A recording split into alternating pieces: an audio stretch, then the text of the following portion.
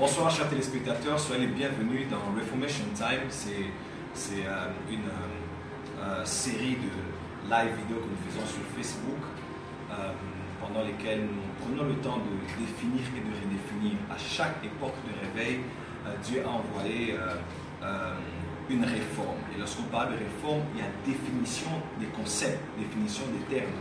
On définit ce qui n'a pas été défini et on redéfinit ce qui a été défini mais a été mal défini. Alors, il y a plusieurs choses que nous devons redéfinir dans cette génération, comme le concept de succès.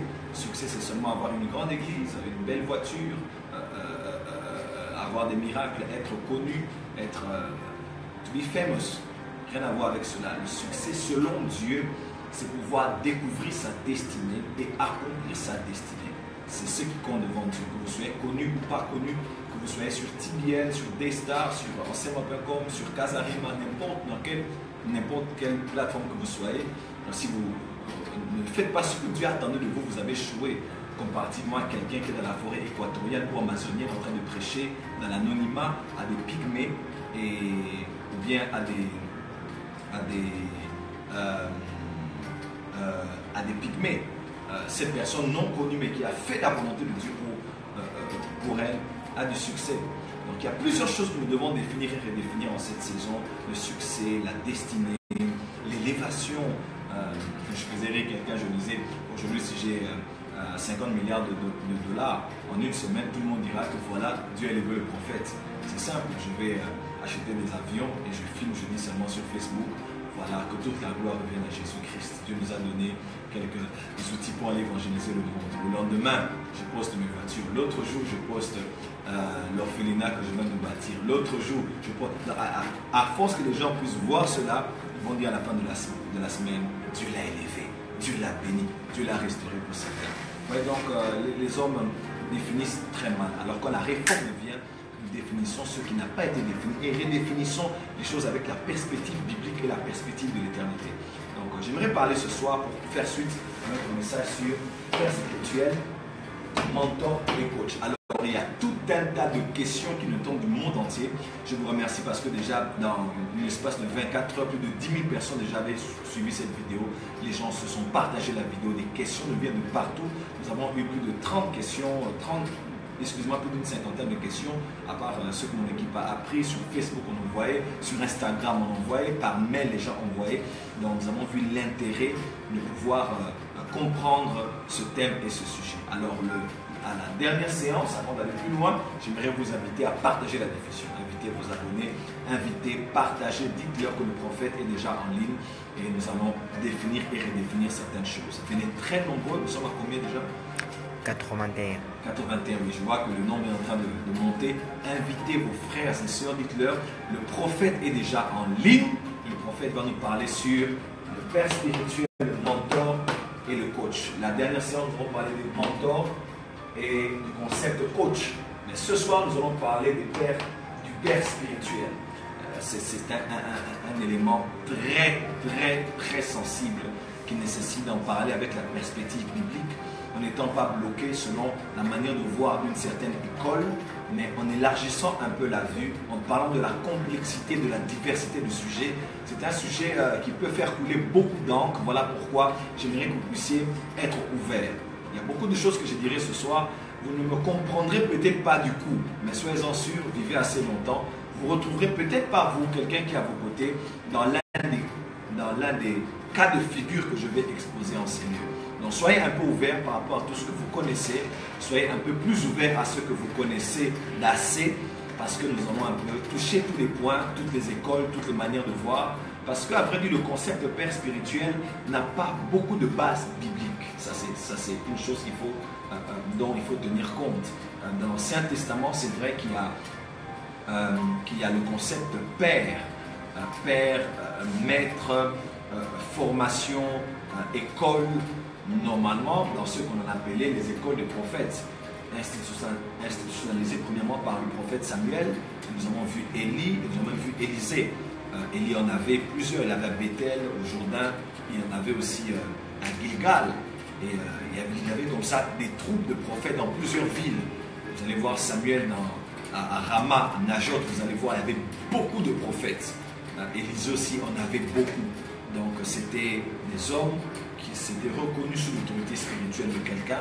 Donc voilà, un seul qui a la double pension, Élisée, qui a dit mon père, char d'Israël, my father, char d'Israël et sa cavalerie. Dans le Nouveau Testament, par rapport au ministère de Jésus, on ne dit pas que Jésus était le père spirituel des apôtres. On dit plutôt qu'il était leur enseignant. Il appelait en général Rabbi ou bien Rabouni. Et plus d'une fois, nous le voyons l'appeler plus tard mes enfants.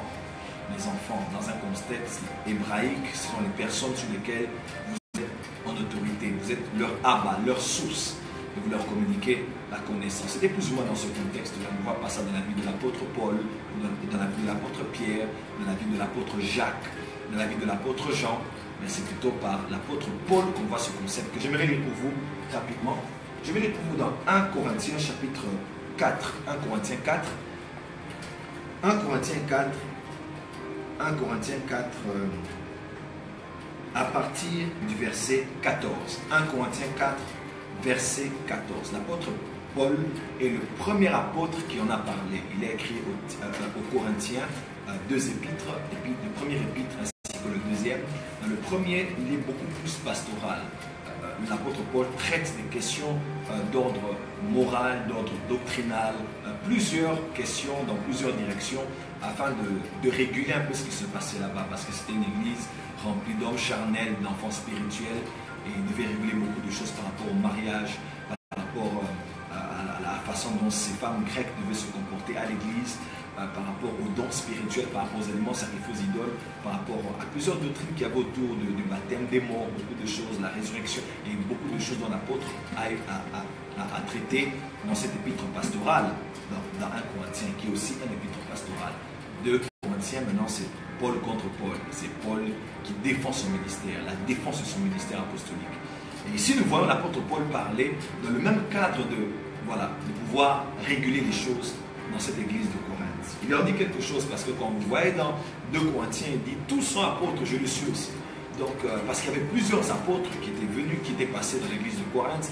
Bref, il y avait un certain désordre dans l'église de Corinthe. Il dit, pourquoi vous dites, nous on est de Paul, nous on est de Pierre. Vous voyez un peu, on est de Pierre, nous on est de Céphas, nous on est d'Apollos. Il dit, qui est Paul, qui est Pierre? Ce ne sont que les instruments par lesquels Dieu est passé pour que vous puissiez le connaître. Vous allez le voir. Donc, il y avait ce petit... Vous savez, quand les gens sont charnels, ils se revendiquent toujours, mon père est ceci, mon père est cela. Ce n'est pas une mauvaise chose de s'identifier à une autorité spirituelle, tant que cela se fait en ordre.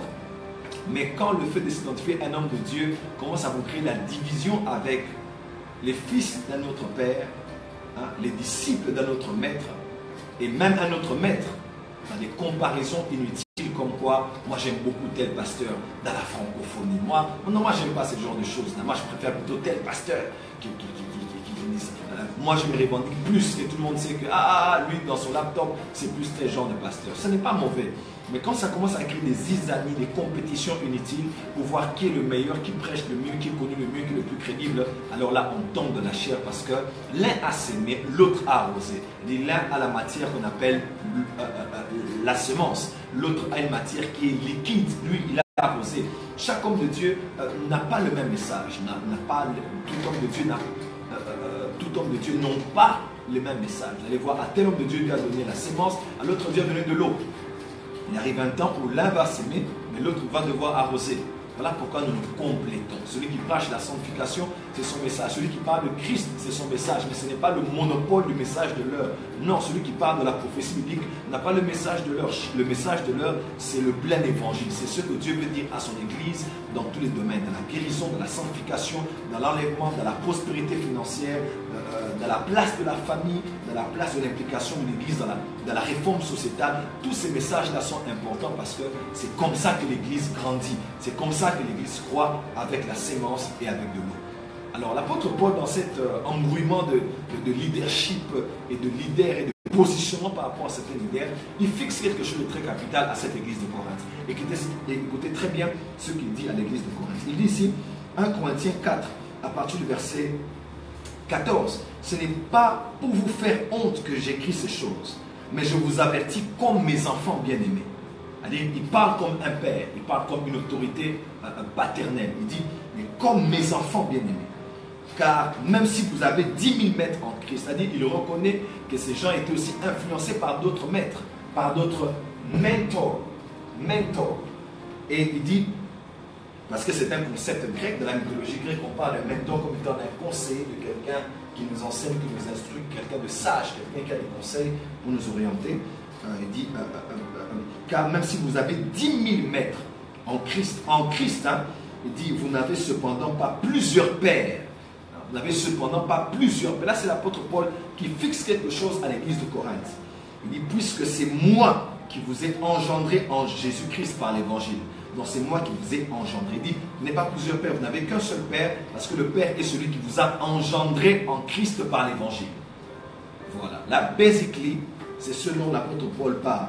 Il dit, je vous en conjure donc, soyez mes imitateurs. Pour cela, je vous ai envoyé Timothée, qui est mon enfant bien-aimé, donc votre frère. Ok? Votre frère dans le Seigneur, il vous rappellera quelles sont mes voies en Christ, quelle est la manière dont j'enseigne partout dans toutes les églises. Donc Timothée, en venant, n'allait pas prêcher que Christ. Il avait une mission de renforcer l'autorité paternelle au milieu de ses enfants. Comment? Donc Paul avait demandé à Timothée, voilà, il dit, je vous envoie Timothée, bien-aimé dans le Seigneur, il vous rappellera quelles sont mes voies en Christ. Donc il va parler de Christ, mais faire un lien entre Christ et le Père spirituel. Tu ne peux pas être fils spirituel et tu n'as jamais parlé de ton Père spirituel. Lorsque tu prêches en l'absence de ton Père spirituel dans l'église, tu ne fais pas ton show. Tu ne montres pas que tu en avais la capacité que tu as gardée en secret en attendant que papa puisse se déplacer. Alors tu vas prouver que tu as des dons, prouver que tu as des prophéties. Non, non, non. Un vrai fils spirituel, quand il travaille étant mandaté par son père auprès de ses frères, il renforce l'amour que les fils ont envers leur père. Il renforce l'autorité du père auprès de son peuple. Parce que, voilà, l'apôtre Paul me dit que mon évangile, mes voies en Christ. Là, c'est un père qui parle. Là, c'est une autorité paternelle qui parle. Il dit, il vous rappellera quelles sont mes voies en Christ, quelle est la manière dont j'enseigne partout dans les églises. Donc, Timothée allait venir pour dire, voilà, notre père était allé à Rome. Il avait parlé ainsi à Rome. Je donne un exemple. Il était allé à Thessalonique. Voici ce qu'il avait dit à Thessalonique. Il n'allait pas parler que de Christ, il allait aussi parler de son Père. J'aimerais déjà dire quelque chose ici de très capital. Écoutez-moi très bien. La notion de Père spirituel est biblique. Nous voyons ici l'apôtre Paul, concernant son cas et son contexte, en parlant aux Corinthiens, il dit que vous avez plusieurs maîtres, plusieurs mentors, plusieurs personnes qui peuvent vous enseigner, vous influencer. Mais cependant, un seul Père. Et c'est moi qui vous ai engendré en Christ. Donc pour l'apôtre Paul, un Père, c'est celui qui vous engendre en Christ par l'évangile. Ok? Et engendrer veut dire donner naissance et mener à maturité. Dans le terme grec, donner naissance et mener à maturité. C'est-à-dire que je n'ai pas que donné la naissance. C'est-à-dire que ton Père spirituel n'est pas forcément celui qui t'a emmené à Christ, mais celui qui t'a fait croître, qui t'a fait grandir, celui qui a formé Christ en toi, celui qui t'a amené à la maturité. Et l'apôtre Paul parle à cette église de Corinthe. Et il dit même que, voilà, un autre de vos frères, l'un de mes fils, Timothée, qui va venir, il va commencer à vous parler des choses qui ont trait au ministère, mais il faut les attacher à moi, à ma personne. Parce que là, c'est un père qui parle, c'est un chef de famille spirituelle qui parle. Écoutez-moi très bien. En Israël, c'est vrai qu'ils étaient tous Israël, mais il y avait des tribus. Et chaque tribu était dans des tentes localisées dans une direction de la terre. Les uns étaient autour du tabernacle, ils étaient au nord, au sud, à l'est et à l'ouest. Il y en avait 3 au nord, 3 au sud, 3 à l'est, 3 à l'ouest, qui font en tout 12. Donc ces tribus étaient autour du tabernacle. Écoutez-moi très bien. Et Dieu a ordonné à Moïse de pouvoir fabriquer 2 trompettes d'argent. L'un des sons de l'une des trompettes était pour rassembler les gens, sortir les gens de leur tente pour pouvoir venir. Écoutez-moi, nous sommes tous le corps de Christ et nous prêchons l'unité. Mais non, on n'a pas oublié que Dieu a voulu que chacun de ses enfants puisse se retrouver dans un endroit sous une autorité spirituelle. On l'appelle le Seigneur le souverain des brebis. Vous allez le voir dans Hébreu. Mais nous sommes aussi des bergers. Il dit que Dieu établit des conducteurs. Vous allez le voir même dans Hébreu, pas des conducteurs. parle de ceux qui vous ont précédé dans la foi. Il parle de ces hommes qui doivent être des sources d'inspiration pour vous. Il parle de ces personnes. C'est-à-dire que Jésus est le berger de toutes les brebis. Nous tous, conducteurs et brebis, les conducteurs y compris. Mais dans l'assemblée, il a permis que certains se retrouvent dans tel domaine, dans telle famille spirituelle, bien qu'on est tous en Christ, et ainsi de suite. Voilà pourquoi il y a des églises de maison. Voilà pourquoi il y a des églises dans des villes. Voilà pourquoi il y a des églises locales. Et c'est comme ça que le Seigneur a prévu que les choses puissent se passer. Et ce soir, en parlant de père spirituel, j'aimerais faire mention de certaines choses qui sont très capitales. Écoutez-moi très bien, enfants de Dieu. Je vous demande une faveur, s'il vous plaît. Élargissez votre manière de voir les choses. Vous êtes ministre de Dieu, apôtre, pasteur, docteur, prophète, évangéliste. Vous avez un ministère, vous avez une église.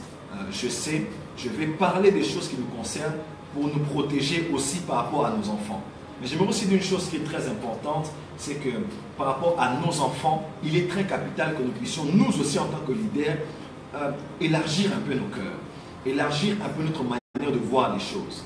Pourquoi? Parce que avec l'avenue des réseaux sociaux, avec l'avenue de la mondialisation et de la globalisation, il est très difficile de pouvoir réguler à 100% votre fils. Pourquoi? Parce qu'à part le fait qu'il passe du temps avec vous sur WhatsApp, à part le temps qu'il passe avec vous à l'église lors des cultes, croyez-moi, vos fils écoutent beaucoup de pasteurs, ils écoutent beaucoup d'autres orateurs qui prêchent mieux que vous, qui ont des églises mieux organisées que vous, qui n'ont pas connu les échecs que vous avez connus dans le ministère. Vous pouvez dire à vos enfants spirituels à l'église, n'allez pas dans d'autres églises, mais vous ne pouvez pas ordonner à vos enfants de ne pas voir les rêves qu'ils font la nuit. Parce que plusieurs sont là. Même si vous ne m'aimez pas, ils dorment la nuit, ils voient en songe le prophète Joël qui prie pour lui. Ou bien même si moi je n'aime pas tel pasteur, mais un frère de mon église, il dort, il voit un pasteur que je n'aime pas par exemple, ou que je n'accepte pas, ce pasteur-là prier pour lui. Vous voyez un peu? Donc Dieu nous a tous rendus humbles dans cette saison, là on doit l'admettre. Alors quand on parle des pères spirituels, des mentors, des couvertures spirituelles, des dîmes, des offrandes, des sémences, nous devons être disciplinés, avoir une stricte manière de voir les choses, mais en même temps une manière large de voir les choses, parce que nous ne pouvons pas commander à nos fils et à nos filles de vivre d'une certaine manière, et pourtant nous-mêmes en secret, nous avons une manière de pouvoir faire les choses. C'est-à-dire, tu es là toi-même, tu as deux couvertures spirituelles. Mais quand l'un de tes fils veut te faire comprendre que, voilà, qu'il te respecte, qu'il t'aime, mais il sent que Dieu aussi le pousse à pouvoir apprendre chez un autre homme de Dieu, tu es catégorique. C'est vrai, il faut protéger nos enfants. Mais pourquoi traiter durement ton fils et pourtant tu fais les choses que ton fils est en train de vouloir faire? Ouais. Donc nous devons être larges. Nous devons être larges. Numéro 1. La première des choses que j'aimerais dire ici, je fais un petit rappel. Le mentor est un maître. Est-ce que tout le monde est avec moi? Nous sommes à combien? 174. 174. Les réactions sont bonnes? Oui. Soyez bénis au nom de Jésus. Nous avons dit ici que les mentors sont les maîtres. Les mentors sont les maîtres. Chaque être humain est comme un diamant. Toutes les facettes de ce diamant doivent briller. L'homme marié en vous, l'écrivain en vous, le conférencier en vous, l'homme d'affaires en vous, le père de famille en vous, le conseil du chef de l'État en vous. Chaque dimension de votre vie doit briller. Et il est capital, il est important de pouvoir développer, maximiser toutes les facettes de votre potentiel. Très important. Et en général, il y a des hommes qui ont vécu ce que vous avez vécu avant vous. Et pour voir cela éclore, exploser, se manifester, cette facette de votre personne, surtout quand vous êtes dans le ministère, il est très conseillé de pouvoir aller vous connecter à quelqu'un qui a vécu ce que vous avez vécu avant vous. Oui, c'est ce qu'on appelle la connexion de la même sémence. L'ange apparaît à Zacharie. 6 mois après, il apparaît à qui? Il apparaît à Zacharie dans le temple. 6 mois après, il apparaît à Marie dans la maison. Et il dit à Marie, tu vas être enceinte de manière naturelle. Alors, elle parle avec l'ange, elle parle avec l'ange. Et l'ange lui dit à la fin, l'ange lui dit, d'ailleurs, ta parente Élisabeth est à son 6e mois. 6e, 9e. 6e mois. Car rien n'est impossible à Dieu. Et cette femme a dit, ah, pourquoi l'ange lui a dit? L'ange a dit, c'est vrai que ce que tu vis est assez étrange, pour être sincère. Parce que tu ne peux pas être enceinte sans avoir connu d'homme, parce que tu es vierge. Mais être enceinte surnaturellement, être enceinte miraculeusement, je te donne un témoignage. Il y a quelqu'un qui 6 mois avant toi est devenue enceinte, celle que tu connais qui n'avait pas d'enfant là pendant des années, elle est enceinte de manière surnaturelle aussi. C'est-à-dire, ce que tu as vécu, quelqu'un d'autre a vécu ce que tu as vécu 6 mois avant toi. Oui, il y a quelqu'un qui 6 mois avant toi a appris à prêcher. 6 mois avant toi a appris à ressusciter les morts. 6 mois avant toi a appris à prophétiser. 6 mois avant toi a appris à se marier. 6 mois avant toi a appris à emmener les enfants à l'école et à les éduquer. 6 mois avant toi, quelqu'un qui a géré un passé chargé avec les membres de son église, qui peut aussi t'aider. 6 mois avant toi, il existe quelqu'un qui a fait 6 mois avant toi ce que tu es en train de vouloir faire aujourd'hui. Mais regardez la sagesse de Marie. Marie s'est levée et Marie est allée voir en acte avec vitesse. Elle a couru vers Élisabeth. Et quand elle a vu Élisabeth, elle était enceinte naturellement. Élisabeth enceinte naturellement. Lorsqu'elle s'est connectée, se sont salués. C'est vrai que les gens se sont connectés. Et ils ont été remplis du Saint-Esprit sur elle. Elle a commencé à libérer des décrets sur elle. Elle a commencé à parler sur elle. Écoutez-moi. Quand tu es sage, surtout quand tu es dans le ministère, écoute-moi très bien. Avant toi, a vécu ce que tu vis. Tu as des apparitions du ciel, tu ne sais pas expliquer. Mais quelqu'un qui s'est avant toi a vécu cela. Ne te complique pas la vie. Ne cours pas vers des personnes qui n'ont jamais vécu ça. Voilà pourquoi ne cherchez pas des mentors pour chercher. Cherchez des gens qui connaissent ce qui est de votre domaine. Surtout ceux qui sont appelés au ministère prophétique et au surnaturel. Ne passez pas votre temps à avoir des mentors. Écoutez-moi bien, avoir des mentors devant lesquels vous ne serez que comme devant un tribunal. Vous dites, oh, pasteur, je dormais et j'ai rêvé. J'ai vu un bœuf qui me parlait. Et le pasteur va dire, mon fils, fais attention. Le discernement des esprits. Les temps de la fin. Il y a beaucoup d'initiations de l'esprit de la Kabbale. Il est prédisposé à protéger. To gather the sheep. You know? But when you meet a prophet, quand tu rencontres un prophète qui connaît le symbolisme qui est autour du trône, les bœufs, l'homme, l'aigle et le lion, ce qui passe dans son esprit directement, c'est il a rencontré un chérubin. Comment? Et il commence à t'expliquer qu'est-ce que tu as vu. Parce que lui aussi avait vécu cela un jour. Voilà, sorry for the network. Excusez-nous pour la connexion. J'espère que ça ira bien, ça ira mieux au nom de Jésus-Christ. Est-ce que ça va? Oui. Les réactions sont bonnes? Très bonnes. J'ai vu Samuel le prophète. J'ai vu Samuel comme ça, le prophète. Je l'ai vu dans la réunion. Bon, si j'explique à un pasteur, il va dire attention. attention. Mais si je dis c'est un prophète, il va dire oh. Mais quand on parle de nous sommes approchés, Hébreux chapitre 12, de Sion, de la cité de Dieu, des esprits, des saints parvenus à la perfection. Comment? Là, tu rencontres des hommes qui nagent dans une certaine fréquence spirituelle. Et tu n'as pas peur, tu es en confiance. Et il t'établit dans la vérité scripturaire. Et il te montre que ce que tu vois n'est pas anti-biblique. Pourquoi? Parce qu'il fonctionne dans la fréquence dans laquelle tu veux fonctionner. Il faut avoir des mentors. Dans beaucoup de domaines. C'est très important. Dans le domaine de l'écriture, trouver quelqu'un qui voilà. Je vous recommande de suivre la vidéo récente. Elle va beaucoup vous aider. Je risque de me terminer sur le sujet. Et pourtant, je vais parler des pères spirituels ce soir. Très important. Mais je vous donne un conseil en passant. Un conseil en passant. Aussi vrai, il est important que vous puissiez tailler tous les secteurs. Hein, vous êtes comme une étoile. Je ne suis pas très fort en dessin. Chaque partie de votre personne doit briller. C'est vrai. C'est vrai. On dit qu'il faut avoir 10 000 mètres. Mais ça, c'est un conseil que je dis en tant qu'apôtre aussi, comme l'apôtre Paul. Ça ne veut pas dire qu'il disait et 10 000 mètres. Non. Il faut en avoir beaucoup. Mais dans la destinée, je vous donne un très bon conseil. Voyagez léger. C'est très important. Voyagez léger dans la vie. C'est important. Vous avez la liberté d'en avoir beaucoup. Mais vous n'êtes pas obligé d'en avoir beaucoup. Vous n'êtes pas obligé d'en avoir beaucoup. J'aimerais dire quelque chose qui va vous éveiller. Je vais revenir sur ça dans quelques minutes. Choisissez quelques personnes stratégiques. Mettez-les autour de vous. Et avancez. Des fois, on n'a pas toujours besoin d'avoir autant de gens autour parce que des fois, on est déconcentré. Je connais beaucoup de jeunes qui émergent dans le ministère. Des femmes et des hommes qui me suivent. Mais ils courent derrière le premier venu.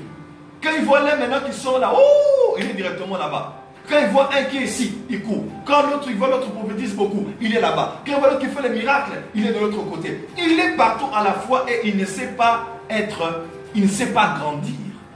C'est très important. Même lorsqu'on mange, on sait que je mangerai ceci, et cela. Et ça me suffit. Je prends du thé, je prends de l'eau pour digérer, c'est fini. Mais quand tu en prends de trop, toutes les portes ouvertes ne sont pas à y entrer. C'est clair. Toutes les portes ouvertes ne sont pas à y entrer. Ce n'est pas parce qu'un prédicateur est un bon prédicateur, tu passeras toute ta vie sur YouTube si tu dois écouter tout le monde. Non. Il y a des personnes que Dieu a prévues pour toi. La nourriture que tu entendras de ces quelques personnes est celle qui te fera grandir. Ne t'embrouille pas, tu écoutes ceci, cela, ceci, cela. Je parlais avec l'un de mes fils qui est en France, et il m'a mené beaucoup de révélations. Je lui ai dit, mon fils, calme-toi. Parce que tu sais, il est mieux d'avoir une personne qui a un chantier et qui a fini la maison que quelqu'un qui a 10 chantiers. Et il y a des gens comme ça, ils commencent, il n'a pas terminé. Il est avec tel mentor, il laisse. Avec tel père spirituel, il laisse. Il est ici, il laisse. Donc lui, il court dès le premier venu, et celui qui est populaire. Et celui dont tout le monde parle. Et celui qui a beaucoup d'argent. Et celui qui est au top. Et celui qui est à la une. Il a le nombre de vues le plus élevé sur YouTube. Alors, on se dit, non, non, non, moi je serais fier. That's my father, ça c'est mon père. Et tu mets ça sur ton fauteuil, le prophète, tu mets ça ici, tu mets ça là. Toi, tu es quelqu'un qui n'a pas de fondation. Parce que tu es emporté par la nouveauté. Tu es emporté. Quelqu'un comme toi, you are useless, even in a spiritual family. Tu n'es pas utile même dans une famille spirituelle. Parce que tu n'as pas de base, tu n'as pas de fondation. Écoutez-moi, il faut être sélectif. Quand tu sais où tu vas dans la destinée, et des gens qui t'édifient, mais et surtout des gens qui t'aiguisent. Parce que tout prédicateur peut t'édifier, mais ce n'est pas tout prédicateur qui va t'aiguiser. Tilly Jakes m'édifie, mais il ne m'aiguise pas. En rien. Je n'ai rien avec Tilly Jakes de commun. Nothing. Crefeu de l'art m'édifie, mais il ne m'aiguise pas. Il ne m'aiguise pas parce qu'il n'y a rien. Mais Christ Raculeux m'aiguise. Ah, because I'm called to work in the healing anointing. Quelqu'un m'entend? Kenneth Hagin m'édifie. Parce que je suis appelé à être, quand tu m'as parlé du nom de Joël, que j'ai mis dans les derniers jours, je répondais de mon esprit. Je suis appelé à être un homme partout où je vais, les gens tombent mon esprit, partout où je vais, les gens sont baptisés de l'esprit, partout où je vais, les gens parlent en langue. C'est quelque chose qui est attaché à moi. Je vais écouter ce qui édifie, mais je vais beaucoup plus donner du temps à ceux qui m'aiguisent. Quand vous cherchez des mentors, ne vous encombrez pas trop. Prenez quelques personnes stratégiques, mettez-les autour de vous, lisez leurs livres, étudiez leur vie, apprenez et développez ces parties principales qui font de vous ce que vous êtes. Développez vos forces au travers des mentors. Les coachs, j'en ai parlé ici, ce sont ceux qui vous accompagnent. Un mentor peut aussi être ton coach si vous avez une proximité physique et géographique. Mais tout coach n'est pas forcément un mentor, il n'est pas forcément ton modèle. La personne à qui tu veux ressembler, cette personne qui taille ces dimensions de ta vie, c'est quelqu'un qui est à côté de toi, qui est à proximité, comme je l'ai dit. Ça peut être ton responsable de la chorale, ça peut être qui encore? Entraîneur de foot, ça peut être ton professeur à l'école, vraiment, il est celui bien, l'assistant professeur. Voilà, il est ton coach, celui qui t'aide. Et pourtant, tu veux ressembler à ton professeur principal. Oui, un peu. Donc, j'en ai parlé, vous pouvez voir tous les détails dans la vidéo récente, je ne vais pas m'éterniser. Mais la question de père spirituel ici, très capitale. Très, très capitale. Je vais donner 2 ou 3, 4 éléments. Je pense qu'il y aura une troisième vidéo qu'on va faire. Hein, parce qu'il y a beaucoup de questions. J'aimerais donner une portion ce soir et j'aimerais développer avec le temps. J'aimerais déjà vous dire, c'est une notion très complexe. Même moi-même, même vos pasteurs vous diront, malgré certains qui sont durs, il ne faut pas être hypocrite. Moi, je n'aime pas l'hypocrisie. On ne peut pas dire aux gens, voilà, on ne peut pas dire, je voulais dire certaines choses, mais je suis tellement direct dans mes paroles que je préfère commencer à apprendre à me réserver sur certaines choses. Mais tout ce que je veux dire ici est très simple. Nous ne devons pas être hypocrites. Et ça, tous les pasteurs qui sont en train de me suivre ne seront pas contre moi que ces choses sont vraiment capitales. Numéro 1. Numéro 1, ton père spirituel peut être celui qui t'a emmené à Christ. Oui, il peut être celui qui t'a emmené à Christ. Il t'a emmené à Christ, il t'a baptisé, il t'a formé, il te porte, il te suit, il t'appelle, il est avec toi. Ton père spirituel peut être aussi la personne qui t'a emmené à Christ, qui t'a engendré dans le Seigneur. Comme l'apôtre Paul a dit, qui t'accompagne dans ta foi chrétienne. Après, tu as quitté l'université, tu t'es marié, tu as des enfants, il est avec toi, il t'accompagne. Cet homme est ton père. Il est celui qui t'a engendré dans le Seigneur. Il t'a appris le ABC de la vie chrétienne. Il t'a emmené dans les eaux du baptême. Cet homme-là peut être ton père spirituel. Dans la mesure où cet homme-là meurt, ou dans la mesure où Dieu avait prévu que cet homme-là conduise ta vie durant un moment, cet homme-là, tu peux l'appeler dans un jargon évangélique ton père de la foi. Ton père de la foi. C'est-à-dire que des fois, c'est vrai, il arrive où il y a des personnes qui ont commencé avec nous la vie. Excusez-nous pour la connexion, nous allons essayer d'améliorer la prochaine fois. Il semble qu'il pleut ces jours-ci et c'est un peu compliqué. Des fois, Dieu permet que certaines personnes vous aient engendré dans le Seigneur, vous aient accompagné dans vos débuts. Mais à un moment, Dieu lui-même permet que cette relation devienne comme saisonnière. C'est-à-dire que c'est quelqu'un qui vous a dirigé, mais qui ne vous emmènera pas plus loin. Je vous ai parlé de Paul. Ça va? Ouais. L'apôtre Paul était à l'école de Gamaliel. L'apôtre Paul, après, avait rencontré Anania, qui l'avait ouvert les yeux. Il y avait même une révélation. Ni à Gamaliel, ni à Barnabas, Dieu n'avait révélé quelque chose de particulier. Mais à Anania, Jésus était apparu à Paul, il avait parlé aussi à Anania. C'était quelque chose de très spirituel, mais pourtant, cet homme n'a pas continué avec l'apôtre Paul. On ne l'a pas vu être en contact avec l'apôtre Paul dans les restants des années de sa vie. Et après, nous voyons Barnabas qui le tient la main et qui le conduit. C'est-à-dire, un père spirituel n'est pas toujours celui qui nous a emmenés dans le Seigneur, qui nous a prié pour notre baptême du Saint-Esprit. Paul a été baptisé du Saint-Esprit par la prière d'Anania. Mais après ça, Anania ne l'a pas emmené plus loin. Pas du tout. Donc, ton père spirituel peut être celui qui t'a emmené dans le Seigneur et t'a dirigé jusqu'à ce jour. Mais ton père spirituel n'est pas forcément celui qui t'a emmené dans le Seigneur aussi, dans la mesure où cet homme a guidé tes pas durant une saison. Il t'a emmené à un niveau pour te laisser entre les mains du Seigneur au travers des mains de quelqu'un d'autre. Cet homme-là peut être appelé, dans ce sens, ton père dans la foi. Ce couple peut être appelé tes parents dans la foi. Et que ce sont eux qui t'ont conduit dans la foi chrétienne, qui t'ont formé dans la sainte doctrine, qui t'ont équipé, qui t'ont conduit, qui t'ont montré, qui ont posé les fondations sur lesquelles les autres vont venir bâtir après. Ouais, donc des fois, de manière saisonnière, Dieu peut permettre qu'un homme puisse vous conduire jusqu'à un certain niveau et après donner comme un relais à quelqu'un d'autre. Peut-être à d'autres gens, jusqu'à ce qu'à un moment vous allez vous rendre compte que Dieu permettra qu'une personne ou qu'un couple soit avec vous plus longtemps que prévu. Benny Hinn a été affecté par Catherine Kuhlman. Dire que Benny Hinn est le fils spirituel de Catherine Kuhlman, c'est un peu trop dire. Il chantait la chorale, lisait le livre Catherine Kuhlman, l'héritage qu'elle m'a donné. Il chantait la chorale. Il a eu une apparition, mais il n'a jamais vu Catherine Kuhlman face à face. Jamais. Jamais il s'est assis, il voulait un rendez-vous, mais après ça, Catherine Kuhlman était morte. Mais le pasteur, le père spirituel, l'ami, père spirituel et ami de Benny Hinn, c'était Oral Roberts. C'est auprès de lui qui donnait ses offrandes, ses dîmes, il a été son ami, son intime, et le pasteur qui le dirigeait. Oral Roberts l'avait dit, tu vas appeler Creflo-Dollar pour t'excuser par rapport à quelque chose. Il a crié sur lui. Il a dit, Oral Roberts a parlé, il a pris le téléphone, il a appelé Creflo-Dollar pour lui demander pardon.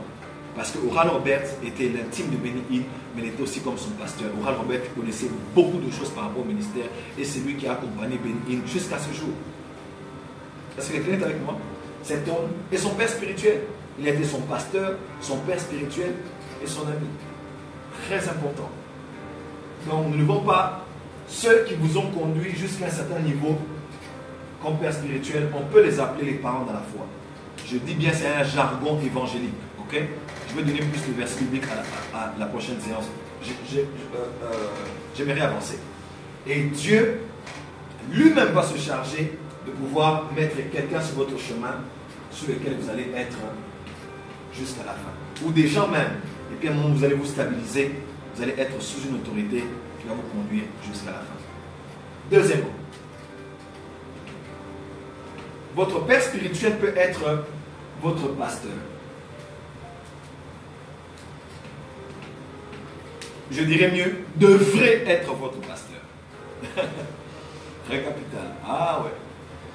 La Bible déclare que ces bergers-là vont rendre compte à Dieu de vos âmes. Ils sont les gardiens des autels, de la maison spirituelle, de la maison apostolique dans laquelle vous êtes nourris. C'est là qu'on dit apporter dans la maison du trésor. Toutes les dîmes, c'est là. Prophète, parce que je dois donner mes dîmes. Donne ça ici, chez ton pasteur. Enfant de Dieu, il y a beaucoup de désordre aujourd'hui. Beaucoup. Parce que l'être humain en général pense que ce qui est mieux, c'est ce qui vient d'ailleurs. Écoute-moi, il est écrit, bois l'eau de ta propre source. C'est ça? Vous qui connaissez bien les versets sur le mariage. Proverbe Ecclésiaste. Voilà. De ta propre citerne. de ta propre source. Tu es marié, tu es une belle femme. Si tu te dis, tu vas chercher les belles femmes, tu ne vas jamais arrêter de voir de belles femmes dans ta vie. Mais le contentement te demande de rester sur une, parce que tu es en alliance avec elle. C'est très important. Une fois Dieu t'a connecté à un pasteur, tu as un berger, une autorité apostolique sur toi. Toi, tout ce que tu veux, prêche grave. Et au point où tu es tellement parti en admirant les autres, que tu n'arrives même plus à réaliser la beauté que ton père spirituel a. Beaucoup de choses que tu cherches, tu sais que ton père spirituel a ça. Ton pasteur de l'église, il a ça. Mais pour toi, parce qu'il n'est pas sur internet comme ceux que tu connais, parce qu'il n'a pas une aussi belle église, comment? Une aussi belle église que celle que ton pasteur a, parce qu'il n'est pas aussi instruit que ces pasteurs qui parlent bien français aujourd'hui, alors tu méprises ton père spirituel au point d'aller maintenant chercher d'autres. Tu n'es qu'un fanatique. Et quand ton père spirituel fait une erreur, tu as une occasion directe de pouvoir quitter l'église. Je parlerai la prochaine fois sur les 5 raisons principales pour lesquelles on peut quitter l'église. Ce n'est pas un pasteur qui tombe dans le péché ne veut pas dire que tu dois le quitter. Non, non. Un pasteur qui ne te prêche pas bien, parce qu'aujourd'hui, tu es devenu membre d'une église virtuelle sur internet. Tu suis l'équipe du dimanche, du mardi, du jeudi, de leur convention, de leur conférence, parce que ton pasteur ne te prêche pas aussi bien, tu le laisses. Et tu prends le nouveau père spirituel, écoute-moi. Toi, si tu seras père demain, des fois, Dieu te permet de rester là, parce que tes prières, comment? Parce que ton amour, parce que ta foi dans cet homme peut le booster, peut le pousser à une autre dimension. C'est un jeune homme qui avait pris Samson et qui a emmené Samson pour qu'il pose ses mains sur les colonnes. Amen. Afin de vaincre les Philistins plus qu'il n'avait fait autrefois. C'est un jeune. Où sont les jeunes aujourd'hui à l'église qui vont dire c'est vrai, notre père ne parle pas aussi bien français que les autres. C'est vrai, notre père n'a pas un aussi beau compte Facebook avec beaucoup d'abonnés comme leur pasteur. Mais c'est l'homme que Dieu nous a donné. Et qui peut prendre cet homme et le pousser au point où son potentiel peut exploser et se développer. Vous êtes une bande de fanatiques, une bande d'hypocrites. Vous venez à l'église pour dire pasteur, mais vous êtes plein dans les églises des autres. Le pasteur là, il a aussi beaucoup de ceux qui sont loyaux envers lui. Et beaucoup de ceux qui sont déloyaux aussi envers lui. C'est vrai, l'herbe paraît toujours sèche. Chez l'autre, hein, on a toute l'impression que cette église-là, non, si j'étais à Paris, je l'ai pris dans cette église. Oh, si j'étais à Bamako, moi, si j'étais à Kinshasa, oh, vous ne savez pas la grâce que vous avez d'avoir le prophète Joël. Moi, si j'étais à Kinshasa, je ne prierais que là-bas. Mon église n'est pas l'église la parfaite. Votre église n'est pas parfaite. Et si vous quittez une église à l'autre parce que vous cherchez la perfection, vous n'allez la trouver nulle part. Parce que même au ciel, le pasteur assistant avait pris un tiers des fidèles, il avait quitté l'église. Il s'appelle Lucifer.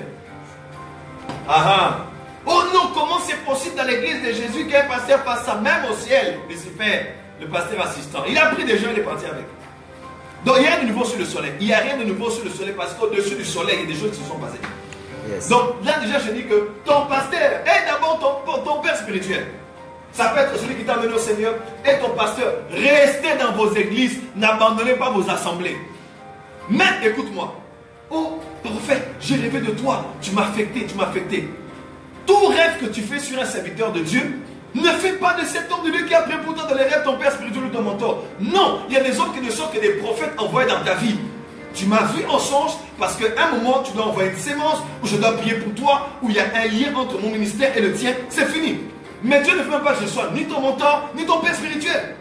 C'est pas parce que tu as rêvé d'un homme de Dieu, tu dois être ton mentor ou ton coach. Non!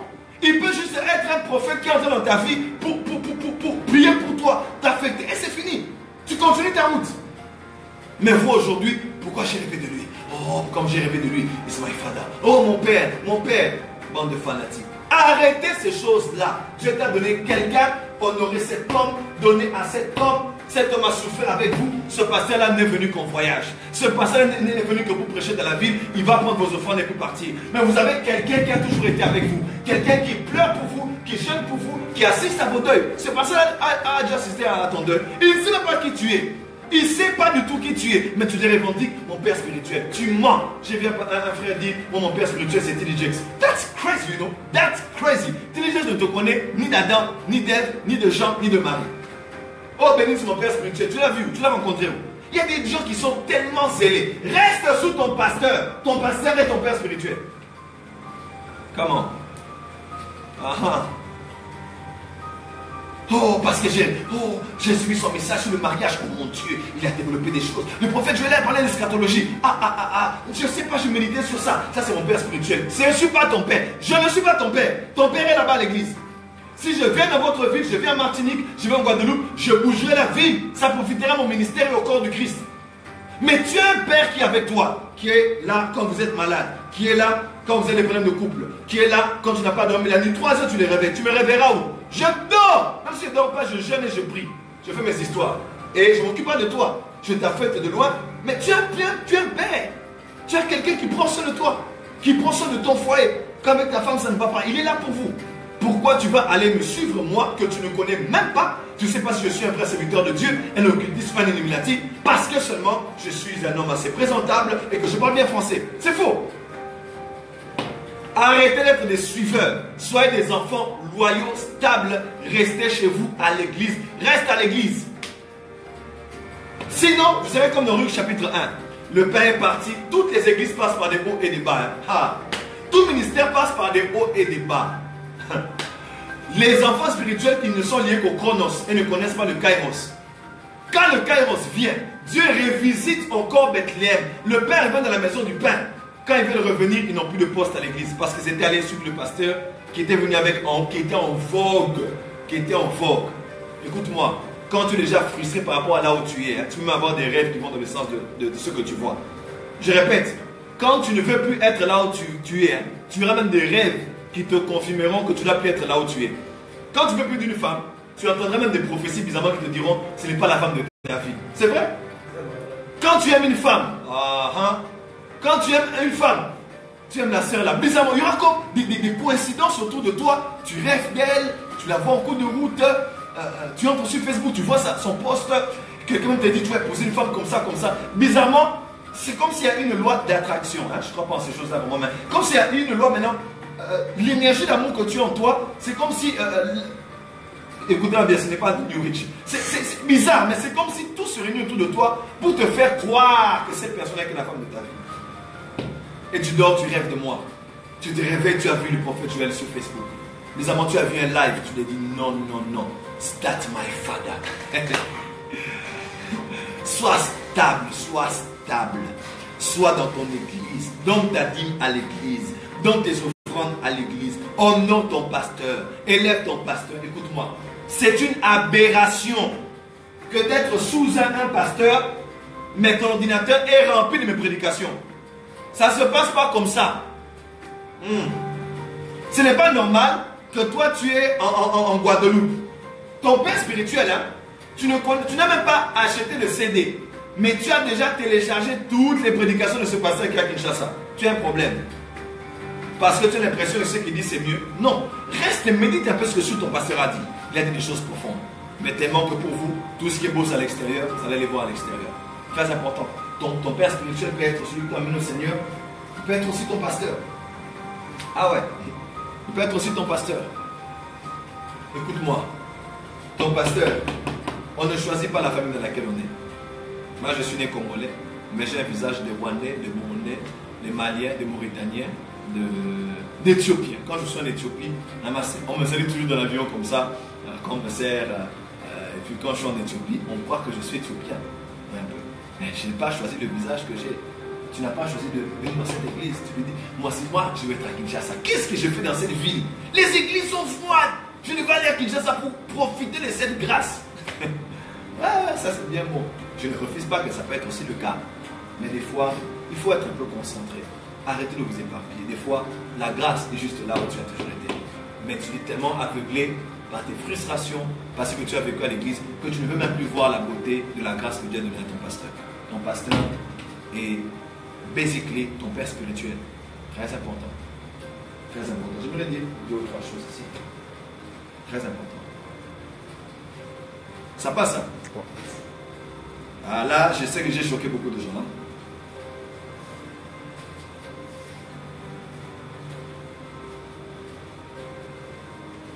Voilà, comme je disais, capital, parce que votre pasteur peut devenir aussi comme ce pasteur-là. Mais il est entouré seulement des gens qui les critiquent. Et quand le pasteur te donne la modération, tu chantes comme le pasteur là qui est sur Internet. Tu commences à prêcher, à bouger comme ce pasteur-là qui est sur Internet. Le pasteur ne se voit même plus, il ne te voit même plus en lui. C'est compliqué, hein, cette histoire-là. Sois concentré sur ton pasteur. Aime-le. Crois en lui. Honore-le. Ce qui est en lui peut sortir. Et demain, il peut devenir plus que ce que vous recherchez ailleurs. Voilà pourquoi ne soyez pas rapide à quitter l'église. Tu as une vision. Ne sois pas rapide à conclure. Soyez sincère, célibataire ou marié. Regarde bien ton palmarès. Le nombre de fois que tu as avec une femme était la femme de ta vie, mais tu ne l'as jamais posée. Le nombre de fois que tu as eu des signes que ce frère-là, c'était l'homme de ta vie. Donc Dieu vraiment allait avec le but que tu sois polygame. Non. Je suis prophète, mais je n'ai jamais conduit ma vie par les prophéties. Tous mes enfants savent ici. Je ne prophétise pas tout le temps sur les gens. Surtout sur le mariage. Dieu me dit ce n'est pas ta femme, mais c'est ta femme. Le jour où ils auront des problèmes, ça va retomber sur toi par des prophéties. Non, non. Une sœur m'a même dit, mais prophète, mais tu peux quand même me dire, et si quelque chose m'arrive? Je dis non.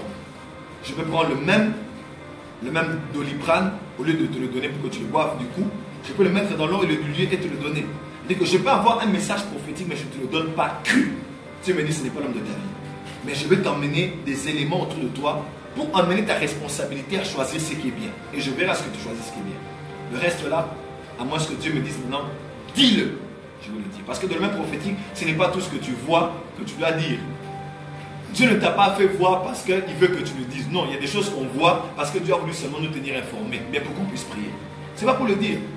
Toute révélation n'est pas pour la transmission. Toute révélation est d'abord pour l'information et pour l'intercession. C'est maintenant quand Dieu te dit, va dire que tu vas dire. Voilà un peu. Donc, j'aimerais attirer votre attention ici. Apprenez à être constant. La vie chrétienne, même le ministère, a des hauts et des bas. Ton père spirituel et ton pasteur peut être dans une phase basse. Pendant ce temps-là, un autre homme de Dieu émerge. D'autres voix émergent. Mais si tu ne suis que ceux qui émergent, tu risques de passer à côté du kairos qui va arriver bientôt. Parce que le chronos est statique, hein? Il est linéaire. Mais quand le kairos vient, quand Dieu décide de se souvenir de ton pasteur, comme il s'est souvenu aussi de l'autre, qui a la une aujourd'hui, tu risques de passer à côté. Et quand tu voudras revenir, il ne fait plus trouver de place pour lui dans le ciel. Amen, amen. Gloire à Dieu. Mais il arrive. Est-ce qu'il y a des questions déjà? Les gens sont très expressifs. Ok, les gens sont très expressifs. Hein? On a combien? 286. On était à 300, 315. Enfants de Dieu, restez dans vos églises, honorez vos pasteurs. Et toi, quand quelqu'un de l'église quitte, toi aussi tu quittes avec lui. Ce que tu sèmes, tu le mentionneras aussi. Ce que tu sèmes, vous qui quittez mal chez vos pères spirituels. Moi, je bénis Dieu pour mon fils spirituel, Jimmy Mal. Un exemple. Je n'ai, en ma connaissance, jamais vu un pasteur libérer son fils dans l'honneur. Ce dimanche, le prophète Jimmy était là, je lui ai donné le micro, il a fait un service puissant ici. Il s'est réveillé le matin, il m'a dit, papa, j'ai fait des sons. Il a commencé à me dire les visions qu'il avait eues. On a gardé une très bonne relation. C'est mon fils que j'ai engendré dans le Seigneur. Je me répondais avec lui. Je l'ai libéré, mais il est toujours avec moi. Je l'ai libéré de la structure de l'église, mais je ne l'ai pas libéré de mon autorité spirituelle. Voilà un peu. Et il est là. Mais dans mon ministère, j'ai connu des hauts. Hein? J'ai connu des bas. J'ai connu des périodes où si tu es fils spirituel, tu es olé olé. Tu peux me quitter. Tu vas te dire, je pense que Dieu a donné autant de signes. Hein? Il faut sauver sa vie. Mais je bénis Dieu. Aucun de mes fils n'a bougé. Aucun. Sauf le fils de la perdition qui a quitté le marché.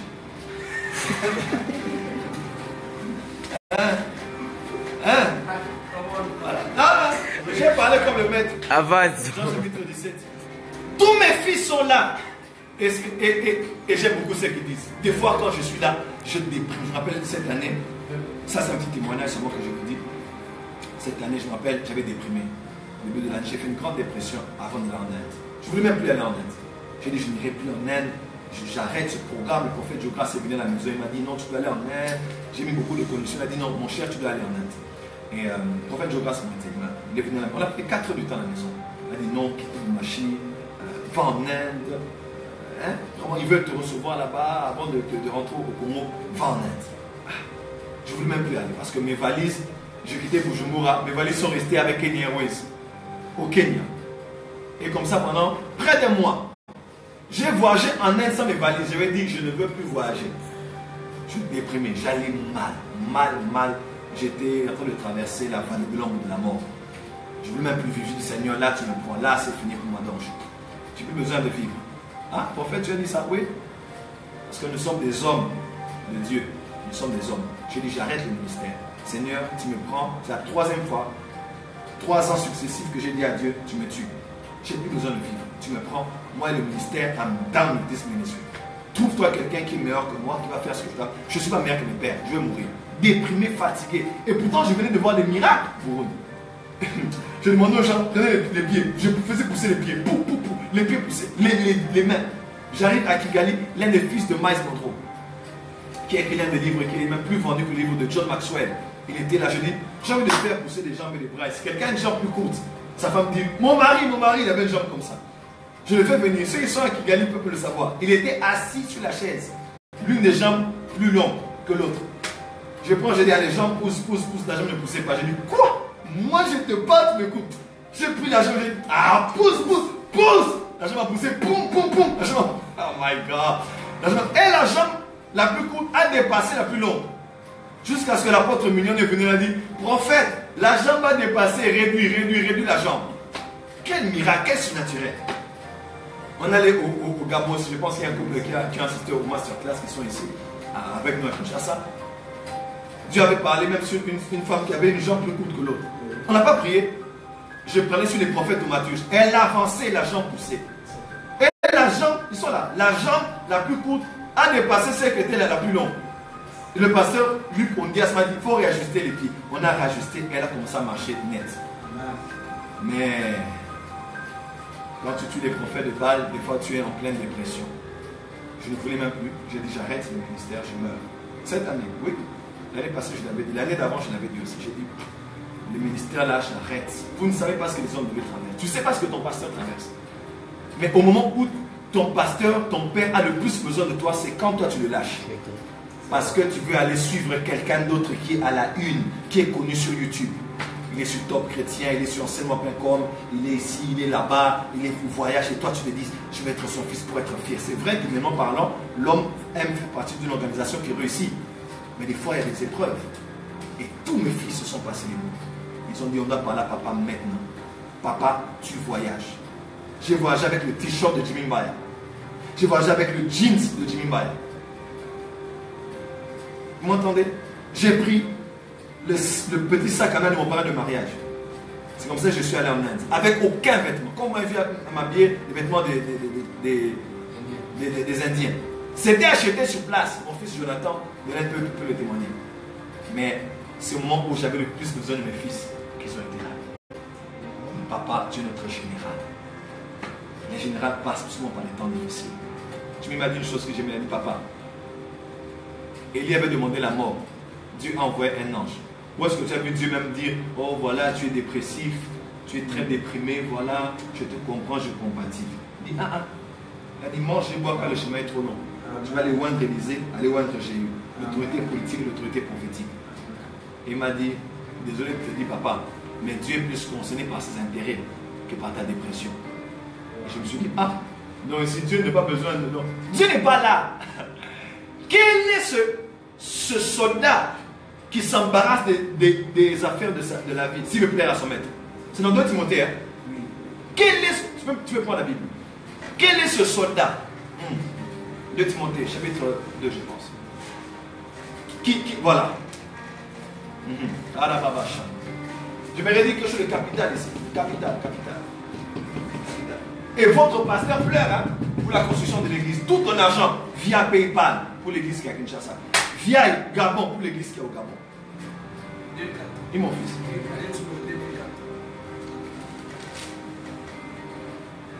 N'abandonnez pas vos assemblées.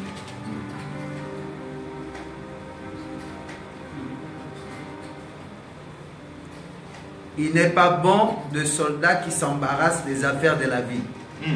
S'il veut plaire à celui qui l'a enrôlé. Dieu t'a enrôlé. Il n'est pas bon que tu t'embarrasses des affaires de la vie.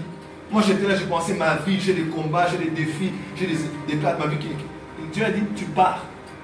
Et j'arrive en Inde. Oh mon Dieu, ceux qui étaient en Inde peuvent se rappeler à l'église de El Bethel. Les sourds qui ont entendu le dimanche. C'était comme un jeu. Une fille, je pense, elle a 36 ans, elle était sourde. Je suis allé non pas à Kerala, je suis allé à Chennai avec Pat Kaba, mon fils. J'arrive là-bas, on n'a pas vu cette vidéo parce que, comme c'est quelqu'un qui est d'une famille hindoue, on avait refusé de le montrer. Cet homme était venu marcher par. J'ai pris cet homme, j'ai dit, tu crois que Jésus peut te guérir? Il a dit oui, j'ai dit marche. J'ai la vidéo dans ma tablette, non, dans la tablette de Pat Kaba. Le monsieur a commencé à marcher guéri. Il a dit, je sens une énergie qui est entrée en moi. Je suis allé à Kerala. J'ai dit, tous les sourds venaient. C'était, vous avez même vu les vidéos. Tout le monde est. Et je me suis dit, j'allais m'embarrasser, m'encombrer des affaires de la vie. Et pourtant, mon maître m'a enrôlé pour amener le réveil en Inde. Et tout ça, la force que j'ai eue, je les dois à mes fils spirituels. Pasteur, est-ce que tu as des fils? Fils, est-ce que toi tu es un père? Tu es comme un enfant bâtard. Tout celui qui vient, tu pars. Quelqu'un vient prêcher chez vous à l'église. Allez, quand il part, tu pars avec lui. Tu es déjà parti. Voilà que d'autres pasteurs n'aiment même plus inviter des gens. Parce qu'ils savent que leurs fidèles, c'est vrai, écoutez-moi, les pasteurs peuvent avoir des manquements, ne pas être à la hauteur, mais ça ne nous donne pas le droit de laisser nos maisons où nous avons commencé. Voilà pourquoi ça peut être celui qui t'emmène à la foi, ça peut être aussi ton père spirituel, ton pasteur. Je vous donne un conseil d'aîné, un conseil de père, un conseil d'ami peut-être. Dans la vie, il faut savoir définir les relations. Ok? Définir les relations. Parce que tu vois quelqu'un à la télé, tu vois quelqu'un sur Twitter, Instagram, tout ça, directement, ne te hâte pas d'appeler quelqu'un mentor, père spirituel. Calme-toi. Oui, calme-toi, calme-toi. Sois calme. À force de parler, tu risques d'être lié par les paroles de ta propre bouche. Sois calme. C'est un homme de Dieu qui m'influence beaucoup. Point bas. Au point d'aller dire, mon père ou mon mentor, vas-y calmement. Je peux être en train de t'influencer. Mais je ne suis qu'un prophète. C'est pas parce que je suis prophète maintenant, mon père, tu ne me connais pas. Tu veux m'envoyer l'argent, est-ce que tu en as déjà fait autant dans l'église dans laquelle tu es? Ce n'est pas convenable. Ce n'est pas convenable. J'ai un fils et une fille spirituelle, ils sont du Kenya, la femme est du Kenya, l'homme est de Katanga. Je travaille dans une société minière. Alors ils étaient dans une église au Kenya, et ils sont venus maintenant, ils n'ont plus de contact avec leur père spirituel. Et ils sont venus, ils ont commencé à prier à l'église. Et Dieu m'a montré clairement que c'était mes enfants spirituels. Ils étaient à l'église, je les encadrais, mais ils n'avaient plus beaucoup de contact avec leur église de base. Ils m'ont dit maintenant, quand on a la dîme, qu'est-ce qu'on fait? Moi-même, je leur ai dit, vous allez commencer à prendre une portion pour envoyer au Kenya. Quel est ce pasteur qui va dire ça? Je dis, votre papa là, continuez à l'honorer en public. Parlez en bien de lui, honorez-le. Il a fait un grand travail. Si je peux être avec vous aujourd'hui, c'est parce qu'il vous a aidé. Si je peux vous avoir jusqu'à ce point et vous mûrir, c'est parce qu'il a même une sémence. L'un a sémé, l'autre a arrosé. Il a fait sa part, je vais faire aussi la mienne. Ça va? Tout va bien? Des questions, hein? Ouais. Quand les gens devinent, ils n'en font pas. Ils n'en font pas. Ne bloquez même pas, laissez-les.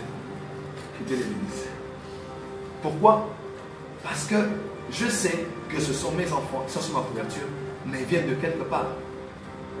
Et je ne peux pas aller au-delà avec eux de la limite que Dieu a imposée dans ma vie par rapport à eux. Ce sont mes enfants, mais ils ont une parents dans la foi qui ont fait un grand travail avec eux. Nous devons avoir une vue large de combien de gens peuvent être influencés par beaucoup de gens. Un autre témoignage. Est-ce que vous connaissez le prophète Emmanuel Makandiwa? Beaucoup de gens le connaissent. Un prophète puissant au Zimbabwe qui a une grande église, il y a une chaîne de télévision, Dieu le trouve dans les miracles, très fort dans l'enseignement. Il a insight, spiritual authority, very crazy. Il a une grâce formidable de Dieu. Et les gens le connaissent comme le frère du prophète Hubert Angel, parce qu'ils ont le même père spirituel, le prophète Victor Koussiboateng, que beaucoup de gens connaissent. Alors je vois beaucoup de gens dire, le prophète Makaniwa, il est plus posé, il est plus mature, il est plus sage. La sagesse, ce n'est pas de parler calmement, ça j'ai jamais voulu savoir. Parce que beaucoup de gens pensent que parler en parabole, c'est être sage, être plus posé en tempérance, c'est ce qui fait de quelqu'un sage, pas du tout. Le commencement de la sagesse, c'est la crainte de l'éternel. Quelqu'un peut être parlant beaucoup de paraboles sans craindre Dieu, il n'est pas sage du tout. C'est une petite parenthèse. On sait qu'ils ont le même père spirituel. Mais je vous donne l'histoire que vous ne connaissez pas. Est-ce que vous savez que le prophète Makaniwa était allé chez le prophète Angel pour être son fils spirituel? Est-ce que vous le savez? Le prophète Emmanuel Makaniwa a vu le prophète Angel à UK sur les vidéos. Il a vu au Zimbabwe, à l'hôtel Mykonos, pour ceux qui connaissent Harare. Ils étaient dans un restaurant, un monsieur ancien combattant entre avec des béquilles sans pied, sans le pied droit. Le prophète Angel dit au prophète Makaniwa, regarde là-bas. Et il fait ça. Aïe! L'argent va commencer à pousser. Poum, poum, poum, poum, poum. Le prophète Makaniwa a failli tomber. Il a dit, I want you to be my father. Et Dieu a dit à Hubert Angel, a dit, il ne sera pas ton fils spirituel, il sera ton frère spirituel. Et il a appelé le prophète Victor, il a dit, il y a un frère ici, papa, je veux que tu l'adoptes comme tu m'as pris. Le prophète Victor a dit, jamais moi, les fils spirituels vous donnez des mots de tête, c'est trop de charge sur moi, je suis fatigué de tout ça. Quelqu'un me suit, je suis fatigué de tout ça, je ne veux plus entendre parler de fils spirituels. Papa, fais-moi confiance. Prends Emmanuel, qui soit aussi ton fils. Et jusqu'à ce que Emmanuel Makaniwa est devenu fils spirituel de Victor Koussi. Et d'ailleurs, celui qui est beaucoup plus proche sur les médias du prophète Victor, c'est Emmanuel Makaniwa qui fait venir tout le temps son père spirituel. Tout ce qu'il fait, il le fait avec son père spirituel. Regardez une vidéo sur internet, le prophète Makaniwa prie pour des femmes qui avaient des gros ventres. Et les ventres diminuent, disparaissent.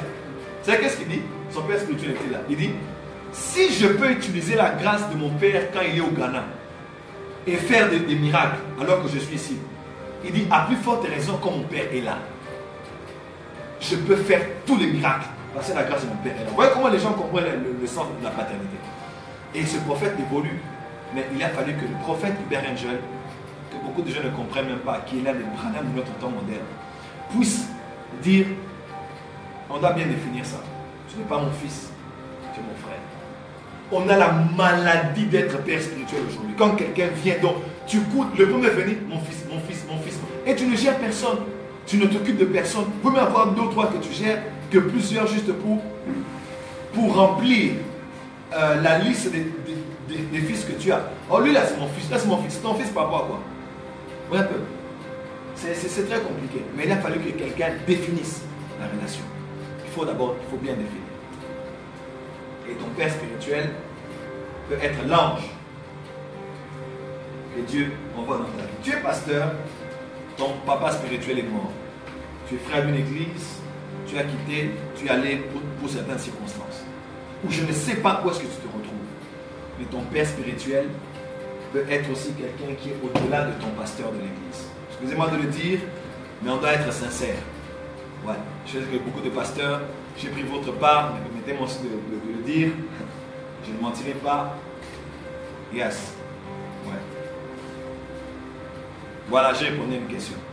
Il se peut, et je ne mens pas, que Dieu puisse faire que tu sois dans un pâturage, mais que ta source soit ailleurs. C'est vrai. Vraiment, si vous le refusez, je suis désolé de laisser des pasteurs. Je pense que j'ai assez pris votre part aussi. Hein. Il ne faut pas m'en vouloir.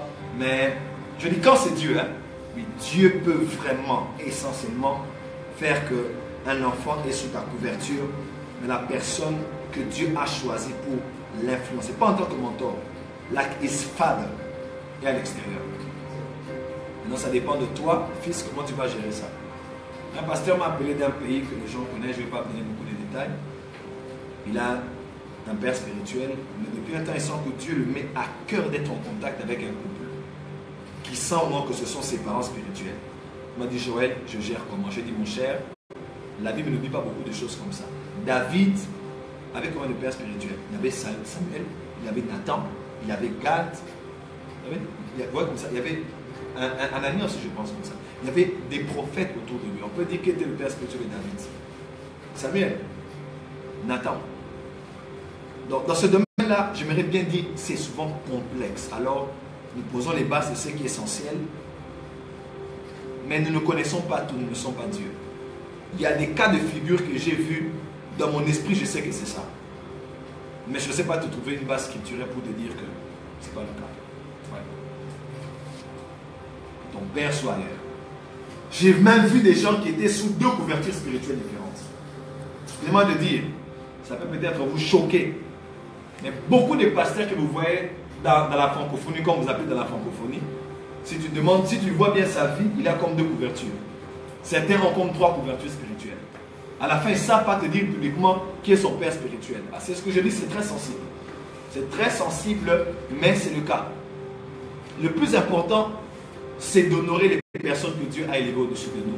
Le plus important, c'est d'avoir l'esprit de sagesse. Voilà pourquoi demander à Dieu la sagesse. La sagesse, par définition, c'est le point de vue de Dieu sur une situation. La sagesse, c'est le point de vue de Dieu. C'est quand, voilà, c'est le point de vue de Dieu sur toutes ces relations qui sont devant toi. Ce que Dieu pense, la manière dont Dieu pense là, c'est la manière dont Dieu veut que tu gères. That is wisdom. J'ai vu des hommes, des généraux de notre génération, mais qui étaient comme influencés par deux personnes simultanément.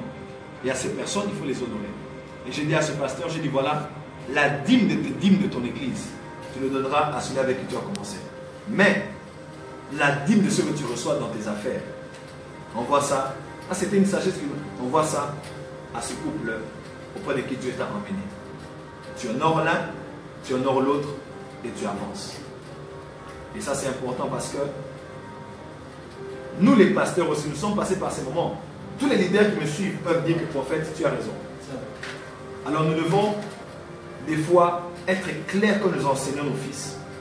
Pour ne pas avoir l'esprit de Jézabel, c'est-à-dire l'esprit de contrôle, de manipulation, d'exploitation, de... Non. Il faut comprendre comment Dieu dirige ce fils. Il y a des gens que Dieu a prévu uniquement qu'ils soient sous quelqu'un. D'autres sous deux personnes. Mais c'est vrai qu'il y aura toujours une personne qui aura de l'ascendance sur l'autre. Le plus important, c'est de faire la volonté de Dieu. Je m'arrête là. Le sujet est très sensible.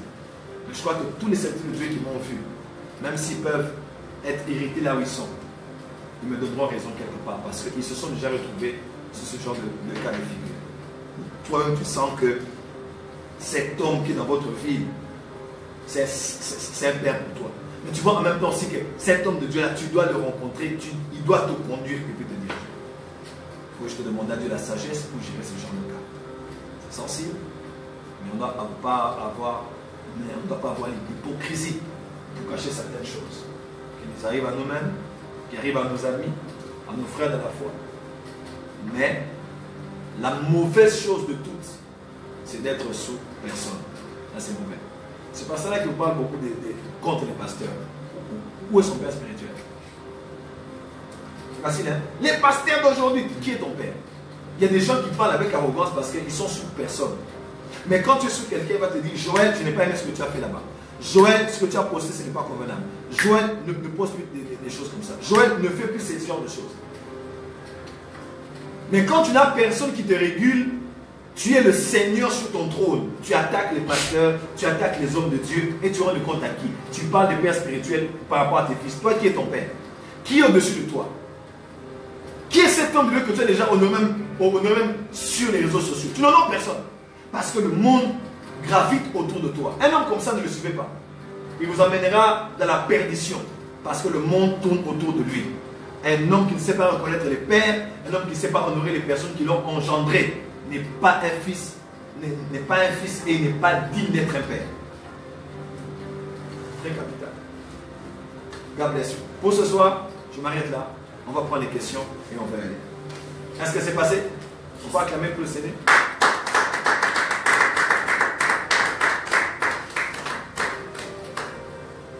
La première question.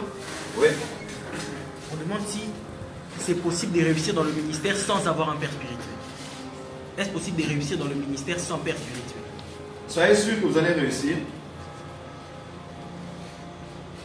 Mais vous n'aurez pas l'impact que vous pourrez avoir si vous avez un père spirituel. Vous allez peut-être réussir en retard. C'est-à-dire que tu as fait ce que tu étais censé faire en 2 ans, tu l'as fait en 20 ans. Mais crois-moi, la sagesse se trouve sous les ailes des grands. vont te dire, nous on est passé par là. Ça c'est la loi du ministère. Depuis Genèse jusqu'à Apocalypse, Dieu a marché comme ça. Tu vas voir quelqu'un qui est passé avant toi dans un certain milieu et qui va t'indiquer la voie à suivre. Tu vas réussir, mais tu peux réussir en retard. Avec beaucoup de coups et de blessures, avec beaucoup d'erreurs que tu aurais pu éviter si tu apprenais des erreurs des autres. Tu n'es pas obligé de faire des erreurs pour apprendre, non. D'autres ont fait les erreurs que tu es censé faire dans le ministère. Si tu es sous eux, tu vas tirer la sagesse de ne pas faire ce qu'ils ont fait. Bref, tu gagnes le temps en ayant un père. Tu gagnes le temps. Voilà. La deuxième question, comment reconnaître son père spirituel? C'est en esprit que j'ai dit. À part les cas de figure que j'ai donnés. J'ai bien dit, c'est un sujet très complexe. Voilà pourquoi l'esprit de sagesse, le Saint-Esprit, l'esprit de vérité, tout conduira dans ce qui est vrai, dans ce qui est convenable pour toi. Ton père spirituel, si ce n'est pas dans tous ces cas que j'ai donnés, celui qui t'emmène au Seigneur ou ton pasteur, crois-moi, en esprit tu sentiras que c'est cet homme qui est l'ange qui est au-dessus de moi, que la personne m'a donné, qui doit conduire ma vie, conduire mon foyer. La personne auprès de qui je dois donner mes dîmes. La personne qui doit avoir la messe. La personne qui doit gronder sur moi. Quand tu grondes sur les gens, qui gronde sur toi? Comment? Oui, sur la notion du père spirituel saisonnier. Saisonnier ou du père adoptif. C'est une notion valable, un père spirituel saisonnier.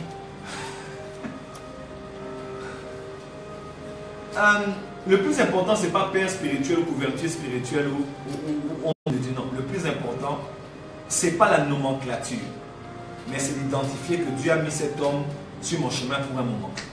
Je maximise ce que je dois maximiser pour ne pas faire plus, pour ne pas faire moins à ses côtés. Et profiter de ce que Dieu a voulu que je profite à ses côtés. La nomenclature, plusieurs de ces concepts ne sont pas scripturaires, mais elles sont dans l'expérimental. Elles ne sont pas doctrinales, mais expérimentales dans ce qu'on a vécu. Que plusieurs ont vécu même dans les Écritures. Est-ce possible de choisir un père spirituel ou c'est obligatoirement Dieu qui nous le donne? Non. Choisir un mentor, oui. Choisir un père spirituel, je ne crains que tu ne puisses pas livrer ta destinée entre les mains de quelqu'un sans avoir consulté Dieu. Il ne faut jamais courir ce risque. Dieu connaît la personne qu'il te faut. La personne qu'il te faut, Dieu la connaît. Est-ce que notre père spirituel peut-il être à des kilomètres de nous? Oui, mais il faut s'arranger pour le voir. Il faut s'arranger. Nous, on prend des avions, on paye des billets, on prend des avions, on prend des offrandes. Tu vois et on te bénit, on prie pour toi et tu fais des rapports.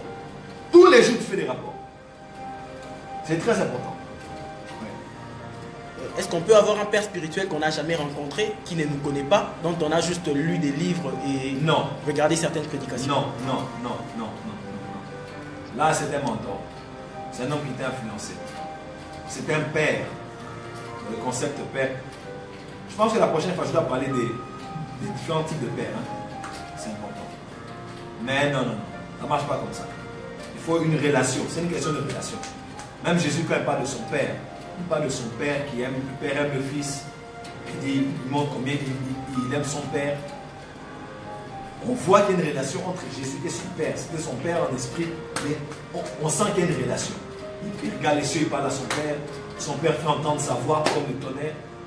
Bon, celui-ci, mon fils bien-aimé. Donc, il y a vraiment une relation entre le père et le fils. Au point où Jésus parlait tellement de son père, au point où dans Jean chapitre 14, vous allez voir, les hommes ont dit, mais dis, tu nous fatigues là, hein? Dis, montre-nous le père, cela nous suffit.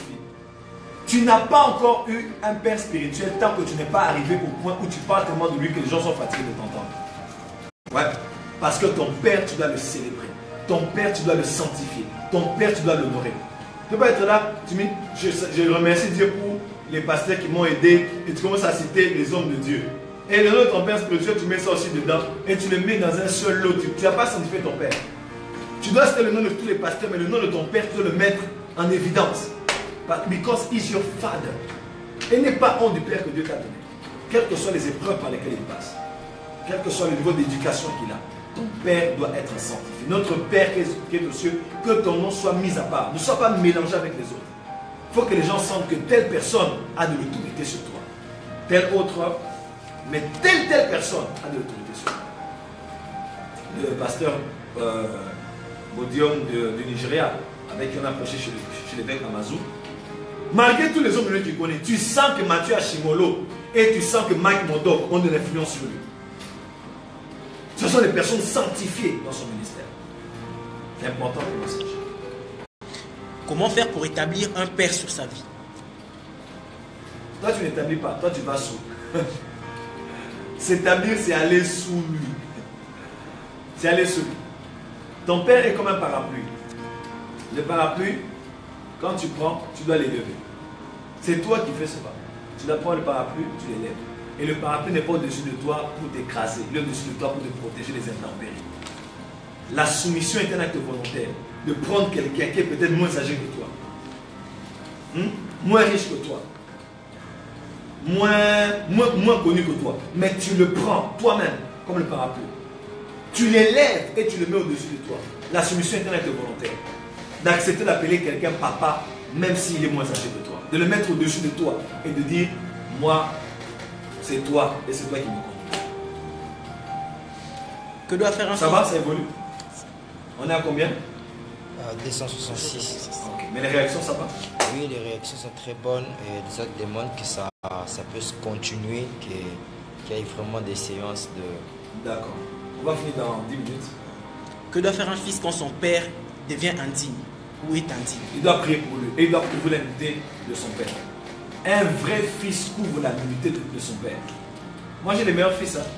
Même quand j'étais dénigré, tu vas voir tous les fils. Mon père, l'homme de Dieu, le général de Dieu.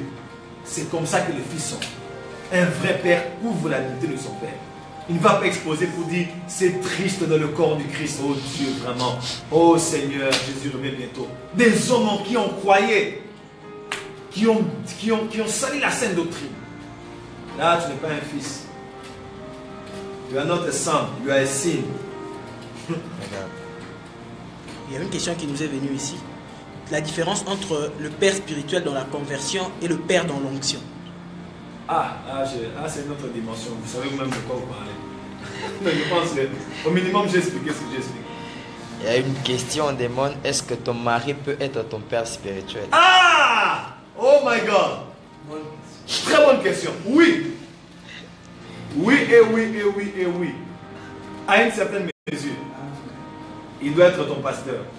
Mais ton père spirituel, il est bon que vous deux vous soyez soumis aussi à les parents spirituels. C'est mieux.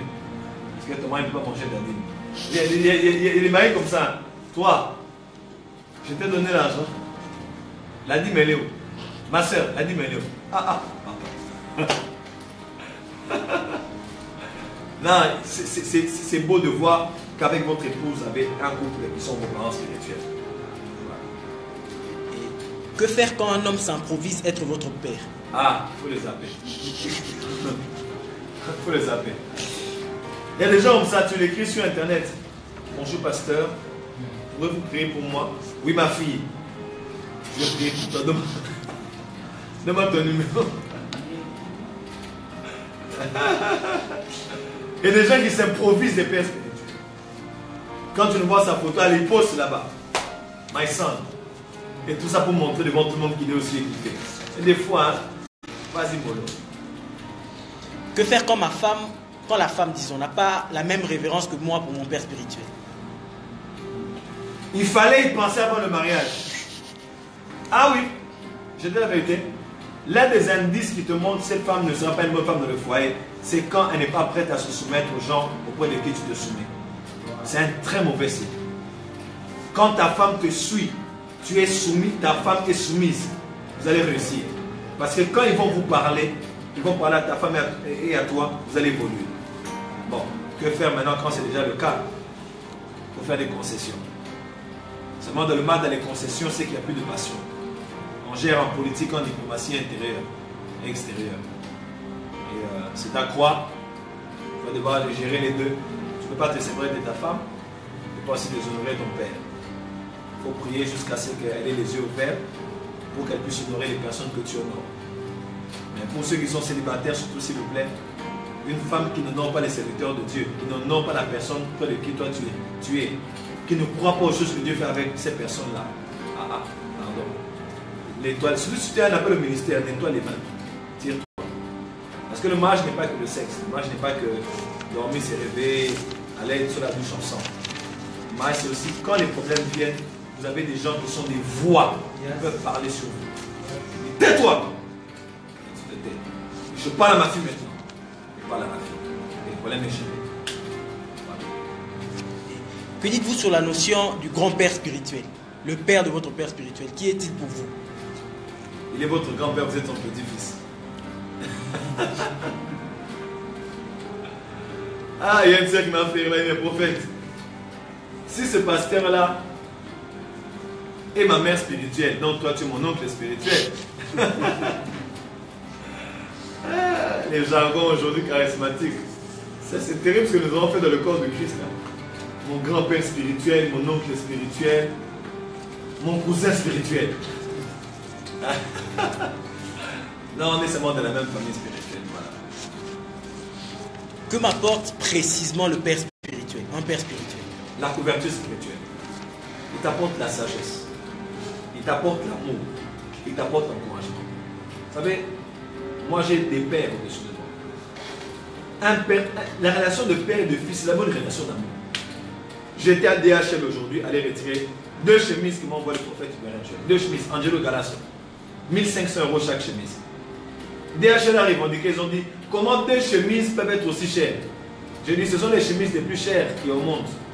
C'est ce que Mathieu Chimolo met, c'est ce que Bouchiri met, c'est ce que le pasteur Baudio met, c'est ce que Bishop Clarence McClendon met, c'est ce que Mathieu Chimolo met. Actuellement, c'est les chemises que Mathieu Chimolo met, que le pasteur Baudio met, que le prophète Bouchiri met, et les chemises que moi je mets, Angelo Galasso. 1500 €. Mais il t'écrit dans son anniversaire, je t'envoie des chemises. Il est allé à Angelo Galasso, il a pris les photos, il allait choisir. Je lui ai dit, mais je vais tout choisir. Il dit, ah, tais-toi, choisis-moi 2. Et j'ai pris 2. Il a payé cash, il m'a envoyé. DHL a dit, vous devez payer 1000 $. Parce que c'est passé par la douane. Ils ont dit, mais c'est quel.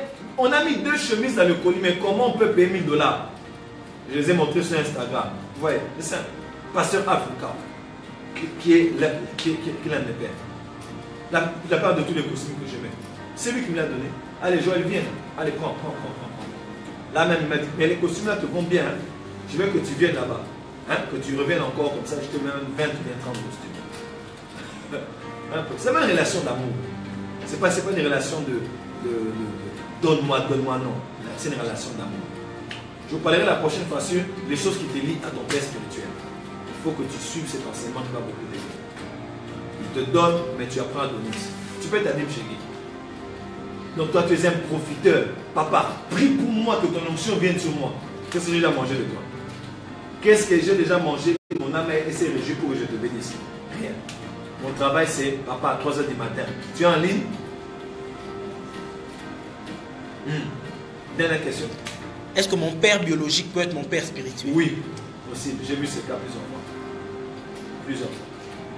Le pasteur Periston, qui est un grand eschatologue aussi, son père biologique était son père spirituel. Le mari de la femme de Bénédine, son père spirituel et son père biologique.